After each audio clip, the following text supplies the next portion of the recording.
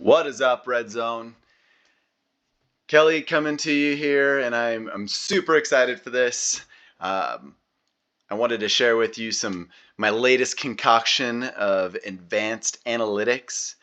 I've been working on this for about 3 nights, and I'm excited to share with you. I shared a preview in an article the other day, but I decided that this format of describing to you, via audio with some visual aids would be a lot easier than trying to type this all out and have it and explain it and have people actually understand it. So hopefully you like this format. We'll see how it goes, and look forward to hearing your guys' feedback. But let's just get into it. So.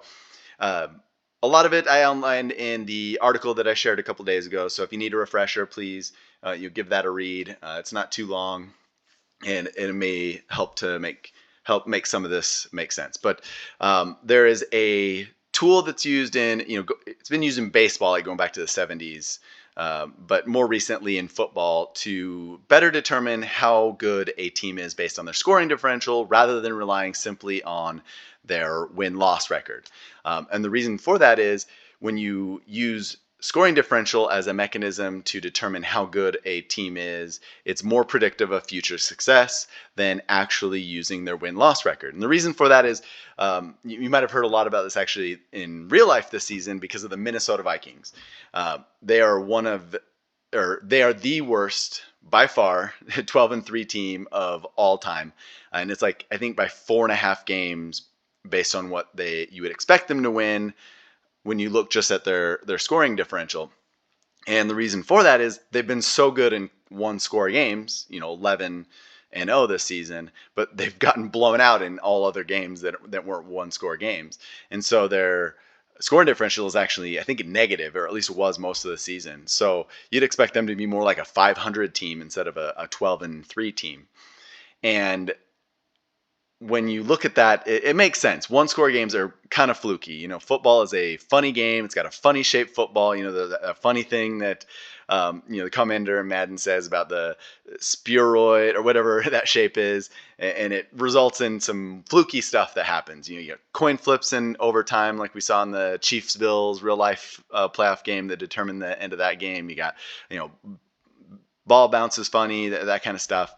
So one-score games are not really predictive of how good a team is or isn't. So over time, those tend to balance out, and that's why scoring differential predicts future success better. And you can look at this if you do like linear regressions. It's very, very accurate compared to just looking at win-loss record. Well, more recently, someone named Chase Stewart, or Stuart Chase. I think it's Chase Stewart. From football perspective, he's a very analytical guy, somebody I really enjoy reading. He's a huge Jets fan, so I know Moji will like that. He's been very miserable through this whole Zach Wilson saga. And anyway, I digress.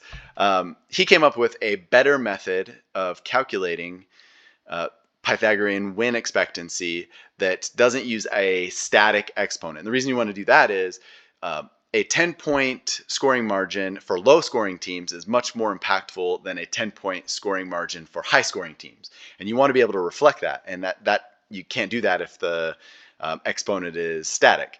So it basically just takes into account how much the team gives up in points and how much they score in points in determining that number, and gives you a more accurate reflection of how good a team is or isn't. So I started incorporating that, and that's why I released the article a few days ago. And if you look at the sheet here now, that's what this PyPat is. It's Pythagorean Pat. I have no idea what the PAT stands for. Couldn't find it. So if you look at this last season, Baltimore Ravens were our best team. Detroit Lions, Chargers, Panthers round out our top four.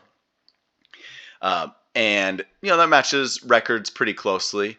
But you can also look at things like how many games did they win versus how many you would expect them to win based on their Pythagorean Pat win expectancy. And that's what I've calculated here, the win difference. And you can see that the Moji's Chargers and my Panthers were lucky to win as many games as we did. That doesn't mean Moji isn't good. It means that he was more likely to win 13 or 14 games than he was 16 games. Same thing for me. And this is actually like really true. Like, I can't speak to Moji's game, but I think I won 5 games by 3 points or less.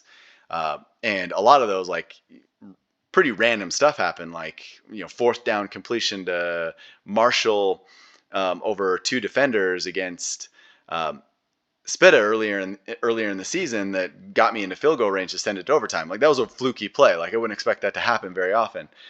So like, it makes sense that I was lucky to win 2 more games than what I was expected based on my scoring margin. So cool stuff. The other really cool one, I mentioned this in the article, is that the Saints were unlucky to win 10 games. They're actually closer to a 12-win team, 12-5 team in their scoring differential, and then they went on to go for a Super Bowl run. And you can even think about it, if they had had the same luck as me or Moji, they would have won 14 games. So like a 14-win team going into the Baltimore Ravens, who are 15-2 and winning that, like, nobody would have batted an eye, but everybody thought it was a huge upset because they only won 10 games. So pretty cool stuff when all the math bears out. So here's where I'm excited about what I added. Okay, I created this statistic back in 2017. I think it was Madden 18. I called it Pythagorean win expectation. And I'm just calling it opponent PyPat now. But basically, it takes all of your opponents and calculates their Pythagorean win expectancy to help determine how difficult or hard your schedule is. It's the same idea if we look at who has the highest winning percentage of their opponents to see who has the hardest record. But because we know Pythagorean win expectancy, or PyPat, is more accurate to reflect how good a team is and how good they are in the future, this will be a better way to see who has a tough schedule or not. But there's a wrinkle that I throw into this, and why I need to write a program to do this, to pull the data from daddy leagues and to munch the data, is I remove the team that you're calculating it for from their opponent's PyPat. So let me explain this. Let's use Baltimore Ravens as an example. I'm going to go over to daddy leagues. I was going to try and use my dynamic Excel sheet, except when you're online, you can't run Power BI. And the way that the Xbox Game Bar screen recording works, you can only record one app at a time. So I had to be a web browser to just change between these. So anyway, that's neither here nor there. But let's go to daddy leagues. Let's look at the Baltimore Ravens schedule last season. So the way that this works is I go to the Eagles and I calculate their PyPat by adding up the scores of all of their games to get their points forward and points against. And actually, I can show you that equation. Sorry, this is bad timing. So this is the article that I used from Chase Stewart. Oh, I had it backwards. Interesting. But essentially, this is what it is. This is how you calculate the it's instead of run scored, you use points forward and against, and we use 2.51 instead of 2.85. But it's basically this guy right here to calculate the exponent, and this is how you calculate the PyPat, or Pythagorean win expectancy. So I do that for every team. I do that for the Eagles, Broncos, Giants, except when I'm calculating for the Eagles, I take games against the Ravens out of the equation. And the reason for that is we don't want all of the teams that the Ravens played to have a depressed strength of schedule because they're good. It'll always make the teams that are really good, all of their opponents will look weaker, so it'll make their schedule look easier. And vice versa, if you look at like the Raiders, who had the worst record in the league, they're going to make all the rest of their teams look better than they are because they're going to have a low scoring differential, and it's going to make all the teams that they played look better by comparison. So I remove the Ravens from the Eagles' opponents when I'm calculating their PyPat. And I do the same for the Broncos and the Giants all the way down.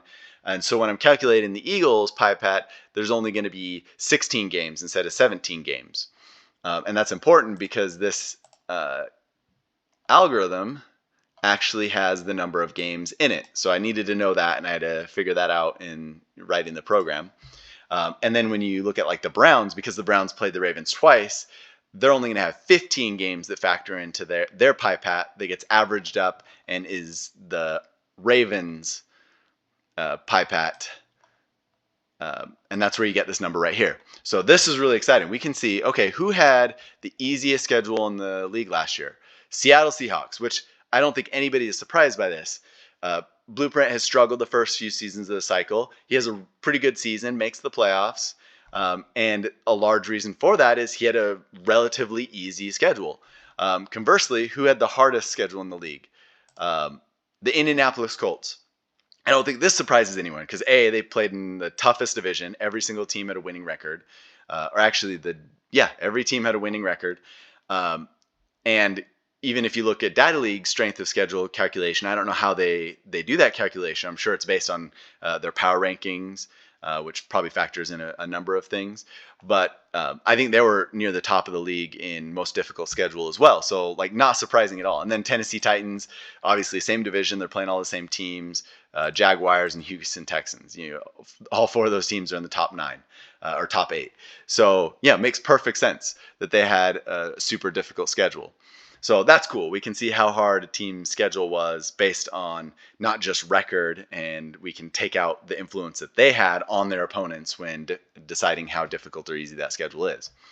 Okay, so let's move on to the next phase of this, which I just figured out this evening and I'm pretty excited about. Same exact idea, except I'm going to take this season's schedule, but I'm going to use last season's results to calculate PyPat. So let me, again, use the Ravens as an example. If I go to 2025, so this season, I'm going to go and I'm going to see the Packers. I'm going to calculate their PyPat based on all the games they played last season. So I want to say, okay, how good were the Packers last season? And I'm going to do the same thing. I'm going to take out games that they played the Ravens, if they did play. This was another bug I had to fix because I got a null pointer exception when a team didn't play that team because it wasn't a scenario in this guy because we knew they played him in the same season because they wouldn't have been opponent otherwise. Anyway, I digress. Hopefully it wasn't too boring. Hopefully it was somewhat interesting to anyone in the group here. Anyway, so do the same thing, and this will tell me how difficult is the Ravens schedule this season based on last season's win expectancy. Now, there are other factors at play. People change the rosters, and could change how good a team is. Also, the rule changes are going to kind of throw a big wrench in this. I wouldn't surprise it if it throws off the numbers and these aren't as predictive as they normally would be. But nonetheless, I think it's super exciting. We can look how hard is the schedule, not just based on win totals, because that's hugely dependent on strength of schedule last season, which divisions you were matched up against, and also how lucky you were in games and how unlucky you were, all those sort of things. We can get more concrete how difficult a schedule actually is. So going back to this guy, we can see the New York Jets have by far the hardest schedule in the league this season. And super cool. We can see that. We can also see the Philadelphia Eagles have the easiest schedule. So that's super interesting because we all know Longville got in his podcast and declared that he was gonna take over the NFC East. You know what? He might be onto something because you look back. PyPat last season wasn't great, but he was unlucky to only win 4 games. He could have easily won 6, 7 games. If he flipped the luck a little bit, if he got 1 or 2 games lucky, now you're looking at 7, 8 games, 9 games possibly. But that's still, difficult to win a division with just 9 wins if you're not in the NFC West. However, look, he went from a opponent Pythagorean Pat of 50% last season to down to 42.38% this season. So the schedule is getting much easier. Obviously, is the easiest schedule in the league based on last season's Pythagorean Pat performance. So he could pick up another 2 games there too. So we could be looking at a 10, 11 game winning season from the Philadelphia Eagles. If he just comes to the season with the same level of talent and the same mindset and the same game plan that he had last season, which is pretty cool. Like this is exciting stuff. I don't know how excited you guys get about this, but I love this kind of thing. All right, so I did one last thing. I took last season's opponent PyPat and this season's strength of schedule based on last season's PyPat, and I took the difference to determine whose schedule is getting harder and whose schedule is getting easier. And once again, Jets, I think, are in trouble. I would not be... In fact, I'm going on a limb right now. The Jets will not make the playoffs this season, and I don't think it's going to be close. I'm thinking 7-8 wins for the Jets. I think they'll be lucky to get to 10 wins.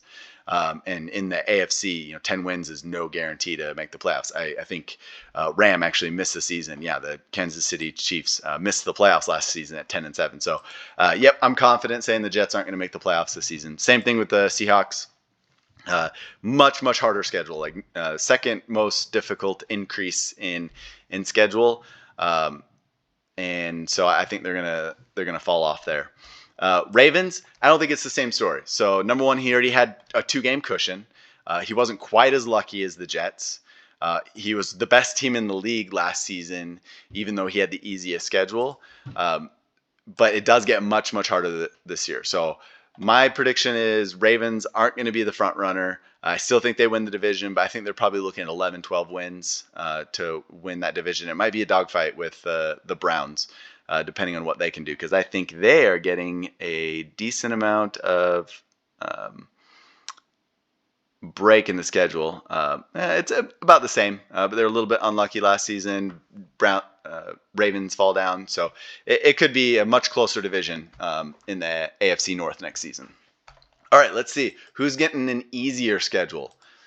Going smallest to largest. JP, my man, he's getting a much needed reprieve from his insane schedule that he had last season, which was top 2, top 3 difficulty.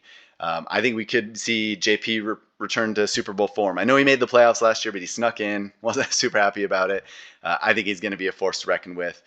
Could win the division. I think he'll be right there with Aston.